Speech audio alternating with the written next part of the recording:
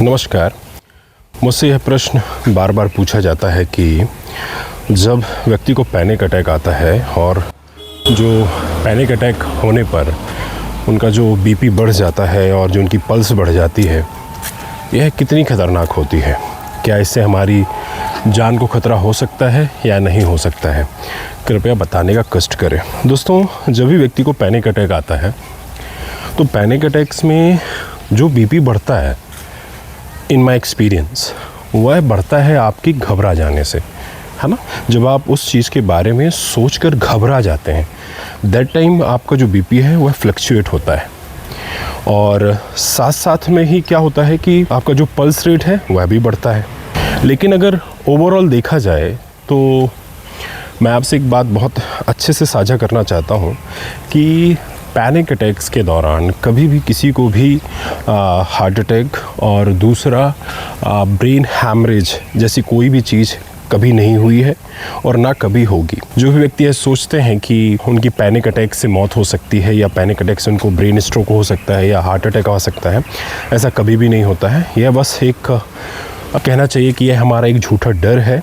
और जब panic attacks होते हैं तो वह मैं मानता हूँ या स्वीकार करता हूँ कि वह बहुत ख़तरनाक होते हैं। और उस दौरान क्या होता है कि हम कहना चाहिए जितना भी बुरा हो सकते हैं वह सब चीज़ सोच लेते हैं, और उसी की वजह से जो आपका पैनिक अटैक है वह और भी ज़्यादा तीव्रता से बढ़ता है, और साथ साथ में जो आपकी एंजाइटी है वह भी तीव्रता से बढ़ती है। तो इस दौरान करना क्या चाहिए? यहाँ पर एक और बात समझने लायक है कि पैनिक अटैक के दौरान जब वह न्यूट्रल तरीके से बढ़ता है, जब जिसको पहली बार अटैक आता है तो वह थोड़ा सा भयावह होता है। उसके बाद जैसे जैसे ही उसके पैनिक अटैक्स रेगुलरली हो जाते हैं तो उसका जो भय है वह कम होने लगता है। लेकिन जब क्या होता है कि व्यक्ति उस पैनिक अटैक को किसी चीज़ का नाम दे देता है, मतलब सपोज़ जिसको हार्ट अटैक का डर है वह पैनिक अटैक्स को हार्ट अटैक का डर दे दे, और जिसको ब्रेन स्ट्रोक का डर है वह पैनिक अटैक को ब्रेन स्ट्रोक का डर दे दे।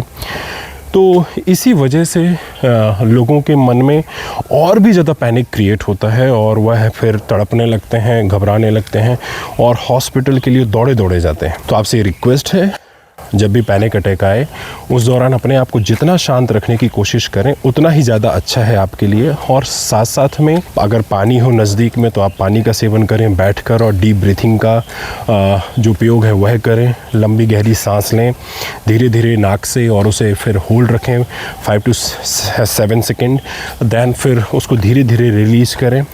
और क्या होता है जब पैनिक अटैक्स होते हैं उस समय जो हमें हाइपर वेंटिलेशन होता है, मतलब आप देख लीजिएगा कि जब भी पैनिक अटैक्स होते हैं बहुत जल्दी रैपिडली सांस लेते हैं, और वह जो रैपिडली सांस है वह आधी अधूरी होती है, मतलब आधी अधूरी से भी ऊपर से होती है। अगर इस दौरान आप अपनी ब्रीथिंग को संभालते हैं, मतलब बिल्कुल शॉर्ट धीरे धीरे, मतलब बिल्कुल डीप और धीरे धीरे लेते हैं, उसी समय आपको एक अचंभव देखने को मिलेगा कि आपका जो पैनिक है वह धीरे धीरे कम हो रहा है और आपको रिलैक्सेशन मिल रहा है, और धीरे धीरे इससे आपको डीलिंग करने की भी क्षमता आती है।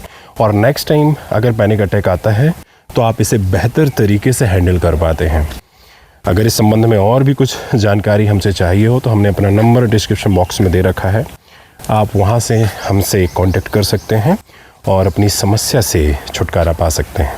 आज के लिए इतना ही, धन्यवाद।